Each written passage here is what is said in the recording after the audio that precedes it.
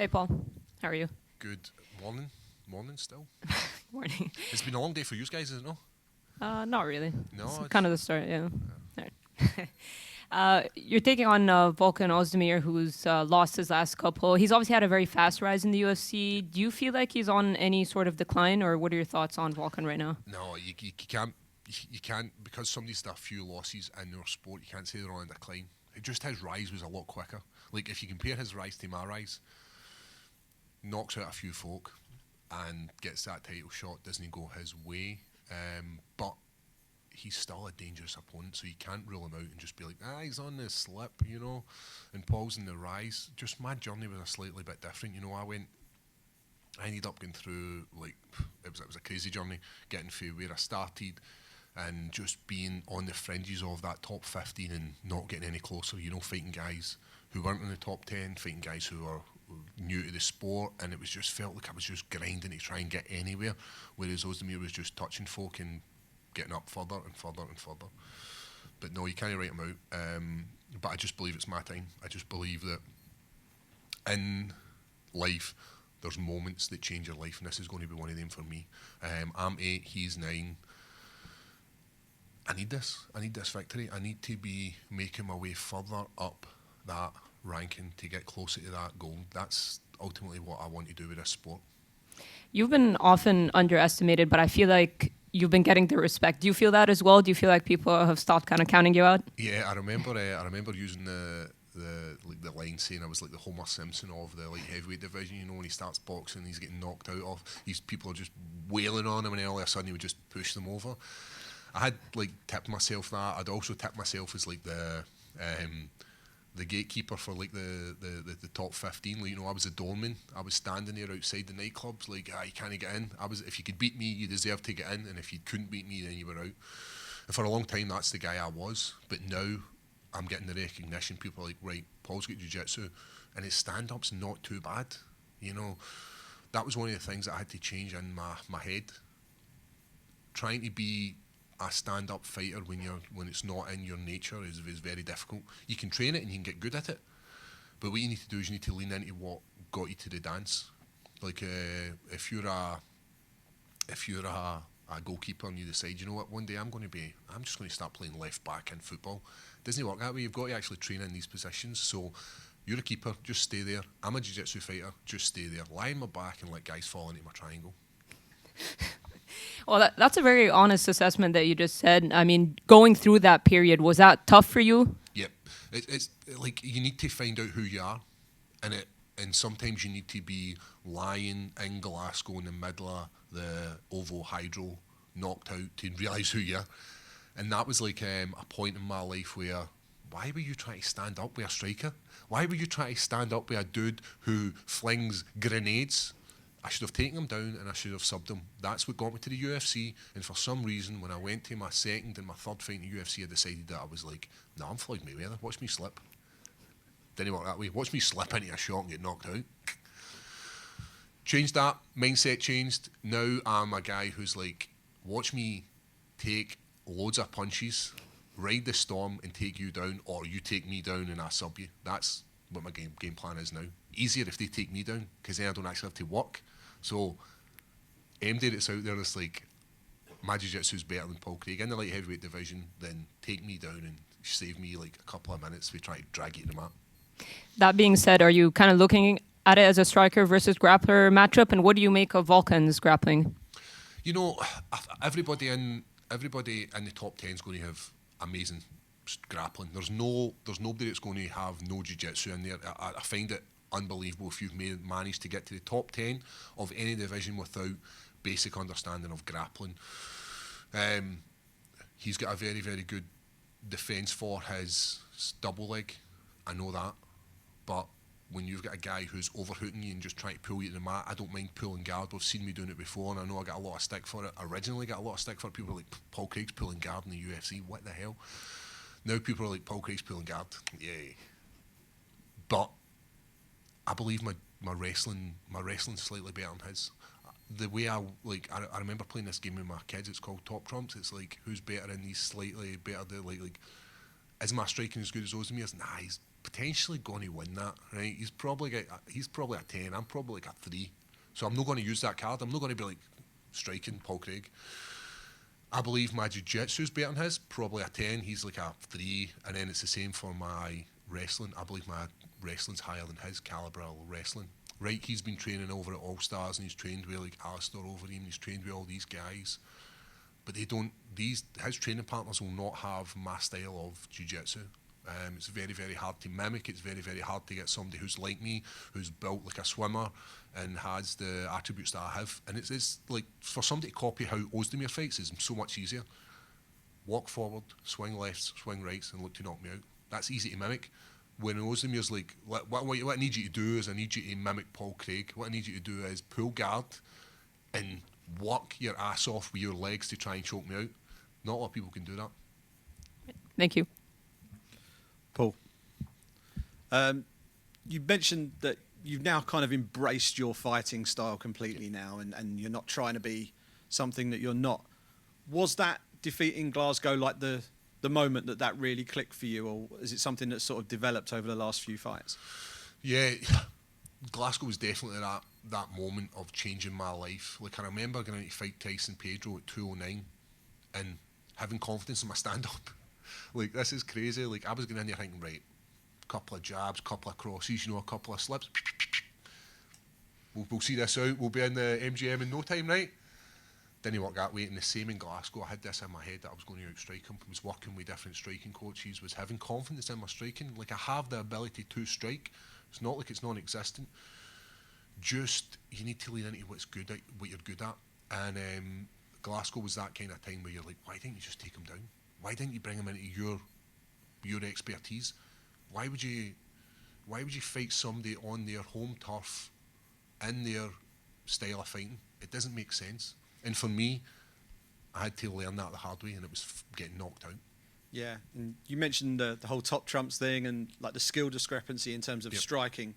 You could flip that for the grappling. Yes. But every fight starts standing up, right? So the onus, I guess, is on you to get the fight to the mat, because Volkan probably isn't going to want to take it down there. So how do you go about bridging that gap and sort of getting to a point where his punches don't have the same leverage and you can actually get him to the mat? It comes down to watching his footage, watching how he moves. People don't change that much. If you watch my first fight to current fights, people move the kind of same way. They don't develop massive amounts of skill over a short period of time. So he's still going to be doing the exact same thing. And I'm not saying what he's doing, because what he does, he's very specific at what he does, and he's very, very good at it. That's why he fought for the title. That's why he was fighting Cormier. That's why he's still in the mix. But watching his footage and drilling that stuff and drilling it and drilling it and drilling it, and it's like drillers make killers, and it's the famous Bruce Lee quote is like, I'm going to butcher it, it's like, don't fear the man that does 1,000 kicks once, fear the man that does one kick 1,000 times. And it just comes down to finding what you're going to do and just drilling it until it becomes your bread and butter, until it becomes your muscle memory, until it becomes the minute you take a shot, you know exactly where you're going. And it's the same as jiu-jitsu. We do the exact same thing. We spend a long period of time learning our set move, so then it becomes second nature to you. And I believe that's what I did for this camp. I know what he's going to do. He knows what I'm going to do, and it's like, right, who can employ their game plan the quickest? Yeah, Volkan's got his knockout punch power. Your knockout is your triangle, right? Yeah. That's your go-to. That's the thing that's got you so many wins in the UFC. Which one of those triangle finishes for you was the most satisfying? Was it the first, the one against Ankalaev, or was it the last one potentially against Krylov? It's tough, because the one in London, that first time in London, was the fourth fight in my contract. It was the first contract I'd ever signed for the UFC. Yeah. I'm coming off 2 losses. Doubts in the head. I shouldn't be here. You're always doubting your abilities. I shouldn't be in the UFC. You're a guy from Scotland who's fluked his way to get here. And then last second, he just flukes it again. And I remember standing up and just thinking, like, it changed my life. So for me, yeah, I think that's the guy. That has to be the guy. That's the moment that changed my life. I know I say Glasgow was the moment where I realised that I need to lean into my strengths, but that's the moment it's like, right, Paul, you deserve to be here. You just beat the guy who they're attempting to be the next big thing in the light heavyweight division. And even if you look at his rise now, like, He's an absolute stud. He's knocking people out. He's submitting people. Well, he's not submitting people. He's knocking people out, and he's taking them to decisions. He didn't do that to me. Didn't he knock me out? I took some of his best shots, and I managed to still submit the Dagestani destroyer. And like right now, there's rumours going about in Dagestani that, like, you heard of the boogeyman? It's the bear Jew. Kids look under their bed and ask their dad to look under, and the dad has to ask the mum to look under because the dads are shitting themselves. They're like, is the bear Jew there? Because in Dagestani, like, I think I've taken 3 Russians at the moment, so I'm the boogeyman in there. You're not going to tell us what bear Jew means, are you? No. Every time we ask you, you say you won't. No. You're still keeping that one. Look under the bed and maybe you'll... Yeah. Final one, just sort of tying back to what you were saying there. You mentioned almost like that imposter syndrome that you had early on in your UFC career. Is that all in the bin now? Yeah, it's always going to be there because you're always going to doubt your own abilities. And the only way to do it, the only way to like improve it is to constantly work with the best that you can get. Like training with Tom Aspinall, training with guys who are better grapplers, and being able to survive these exchanges in boxing, going to boxing gyms, and that's only going to improve it because you're always going to be like, oh, am I good enough to be here? It's always going to be there. I imagine it's people who get really good jobs and they're like, I've kind of fluked myself into this. I shouldn't really be here. Like, there's always going to be times. It doesn't matter what sport you're doing or where you are in life. There's always going to be times where you're going to be doubting yourself. And I think it's a good thing to have. I think it's a thing that will keep you grounded. Whereas if you're so arrogant, you're like, no, I can't be touched in the world of work or in the world of sport. Then that's where you're going to fall very hard. Brilliant. Thank you. Well, obviously it was Sorry. Just over here. Great night for you last time, in UFC London. How do you think it goes down again, this weekend? I know on Saturday, I would love it to go the way of a triangle. Like, that would be 3 triangles in London. This is the 3rd time I've fought here. That would just be the icing on the cake for me, to beat another top 10 opponent with a triangle in London. And then that would be taking me into I might be in like a top 1 or 2 for the most triangles in the light heavyweight division. Like, all these kind of things are stuff that I want. I don't need money, I don't need fame, I don't need any of that kind of stuff. What I want is stuff like to be remembered for that last minute submission or that last second submission, to be remembered for like getting beat up and then coming back countless times, to be remembered for like just what I did in the sport, be it the most triangles, be it receiving the most knockouts, be it whatever it is. I just want to be remembered within the sport. I want to look back in my career, and I want my kids and my family to look back in my career, and the kids to look back and be like, my grandpa or my dad or whoever it was fought in the UFC, and this is what he did, bum, bum, bum, bum, bum. And being part of that, like being put into the computer game was another moment in my life that changed, like amazing. Having my daughters beating me up and knocking me out, that's what they do, like go to your room, stop knocking me out. But like they're knocking me out, and I remember like they just released it, and within about 2 seconds I'd been already knocked out about twice. And I'm like, at least give me a bit of a chance. And they're going like heavyweights and just knocking me out. I'm like, so that kind of stuff, having like sports cards, the top trump cards, all this kind of stuff is just leading into like my legacy within this sport. And those kind of things like the records, setting highest record for triangles and things like that, does that mean more to you than perhaps the title? Yes, I think so. I mean, the title will be amazing because you are in actual history, but all these kind of things, like, nobody remembers who was the champion before. Like, I know the champion now, I know the champion the last couple of times, so I'm actually watching it and being like, I need to know who these are. But champions come and go. I would like to be remembered for moments rather than just having the title and then walking off into the sunset.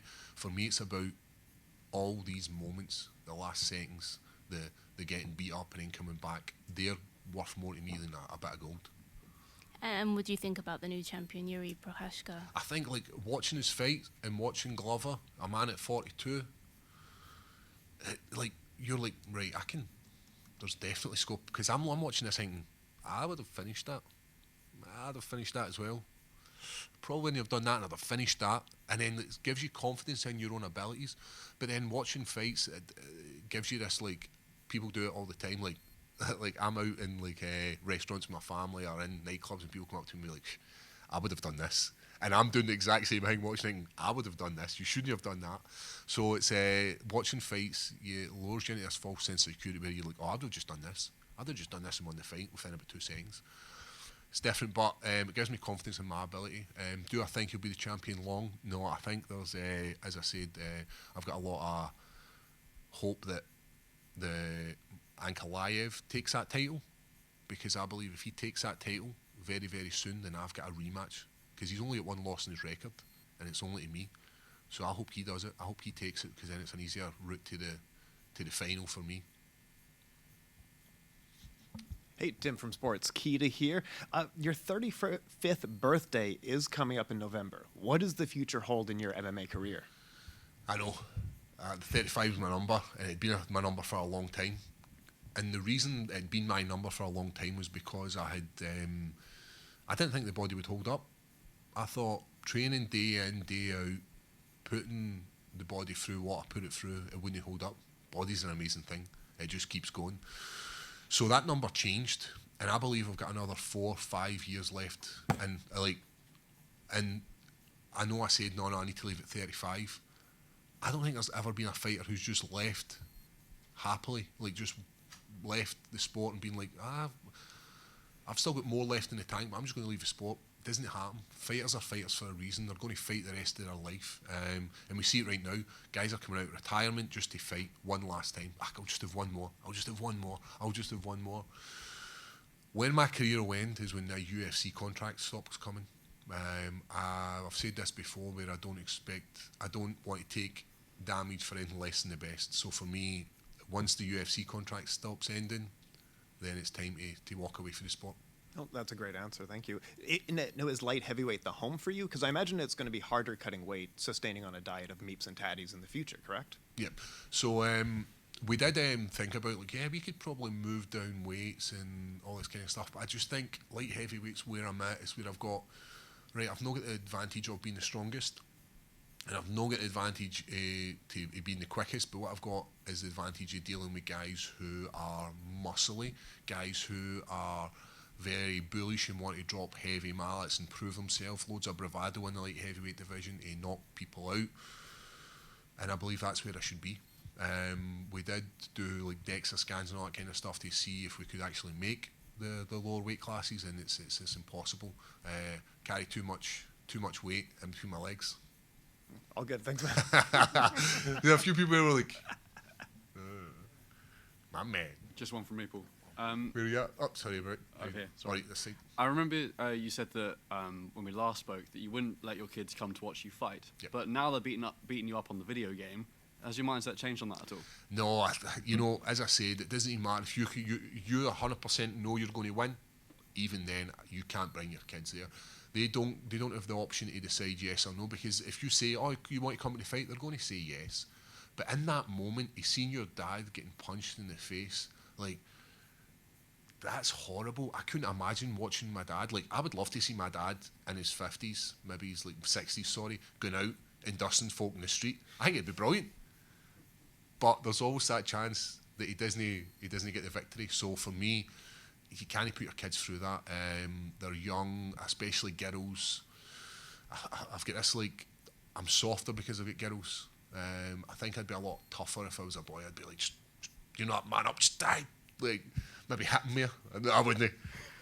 Maybe I would. No, I wouldn't. This guy's killing it. But no, I'm softer because I've got girls, and I try and protect them as much as I can for what I do as a sport.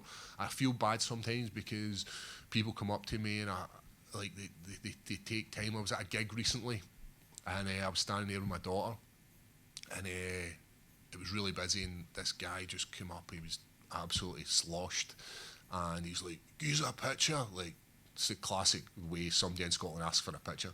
"Gives a picture." And I was like, "Aye, 2 minutes." So I like say to my daughter, like, stand there and I get a picture. The guy, "Bring your daughter in the picture." And I was like, "No, mate, you're not even getting a picture now, man, because you're just making an absolute ass of yourself." And that's like, I feel bad because my daughter's never asked to be involved in that. And I think that's the same as every Like, I'm not saying I'm a celebrity, but any sort of athlete, celebrity, they don't want their kids involved in it. But they need to be involved in it, and I feel bad because, as I said, it's not their choice. It was my choice to bring him into it. So if I can keep them away from it as much as possible, then I will. And I've said this before. One of the biggest things that I hate about being a fighter is what other kids will say to my kids about their dad being a fighter. The classic one would be, "I would knock your dad out." That's like, I imagine my kids hear that every single day of their life. "Well, I would knock your dad out." And it'll be hard for them. So I try and keep them away from it as much as possible. Paul, just a quick one from me. What would your advice be to Darren Till? Obviously, he's saying that he's going through his Tyson Fury moment. You've been through adversity as well. What would your advice be for him? You know, Dan Till's going to be a millionaire the rest of his life. He's got the skill, he's got the chat, he's got everything, and he's going to come back, and he's going to come back in a big way. The same as most fighters who have the skill of being able to knock people out. His striking is superb, and he was flattening people and then getting the ability. You rise quickly into these divisions, have that title shot. It's just a matter of time before the same thing happens again, because a guy like Dan Till has always got that skill set of being an outstanding striker. Not only this, Dan Till's grappling is superb. His wrestling, his grappling, like, Dan Till is an amazing fighter. Is it a lonely place, though, when a fighter goes through something like that? Obviously, when you lost in Glasgow, how lonely is that for a fighter? Yeah, it's horrible, because people will come up to you and say, "Oh, it wasn't your night," but they don't know what you're going through. And even, like, you have 12 to 14 weeks of a hard fight camp, giving everything, like, not having niceties with your family. Like, I remember being in the pictures and eating a tub of pasta while my kids are turning into popcorn and Skittles and all these kind of nice sugary sweets. Well, I'm eating this dry ass pasta in the cinema. And I've been in the cinema before. Like, I've been in the cinema and people have pulled out food and I've been like, what are they doing? Pulling out food that stinks? I became one of the people. So all these sacrifices, and then somebody's trying to say to you, "Oh, it's fine. You'll come back. You'll be all right." It's no simple as that. You've got to go through the emotional state of grief and all this kind of stuff that goes along with grieving.